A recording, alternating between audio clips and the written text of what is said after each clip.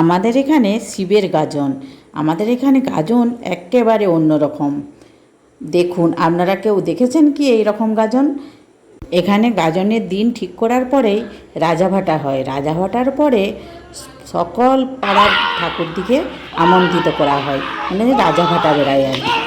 হ্যাঁ, রাজাভাটা বেরিয়ে সব ঠাকুরদিকে যখনই আমন্ত্রিত করা হয়, তারপরেই শিব মন্দিরে পুঁথি পড়া হয়।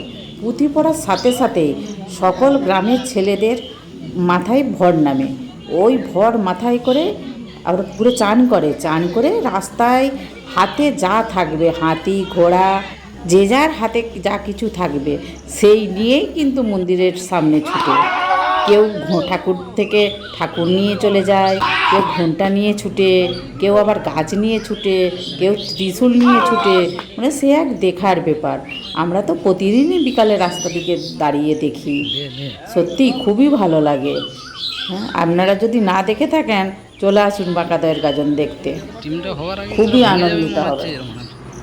সব ছেলেরা দাঁড়িয়ে থাকতে থাকতে এইভাবে ভর চলে আসে, ভর পড়ে যেয়ে এই লাফ সাপ করে তারপরে উঠে পুকুরে চান করবে, চান করে মন্দিরে চলে যাবে। মন্দিরে গিয়ে পূজা করে ওদিকে উঠতি পরিয়ে দেয়, তারপরে ওরা শান্ত হয়ে যায়। আর এখানে কাজের উদ্দেশ্যে অনেক দোকানদার নিয়েও বসে। খুবই 5-10 দিন ধরে খুবই আনন্দিত হই আমরা। এমনকি ছোট ছোট ছেলেদেরও ভর চলে আসে, এই 8 বছরের 10 বছরের ছেলেদেরও ভর চলে আসে। তারাও কিন্তু বাবা দাদু তাদের হাত ধরে ছুটতে থাকে।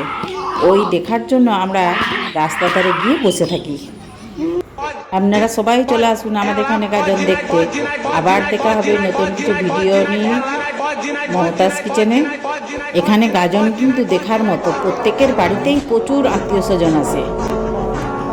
গাজনের শুরুটাই দেখালাম, শনিবার রবিবার গাজন। ধন্যবাদ।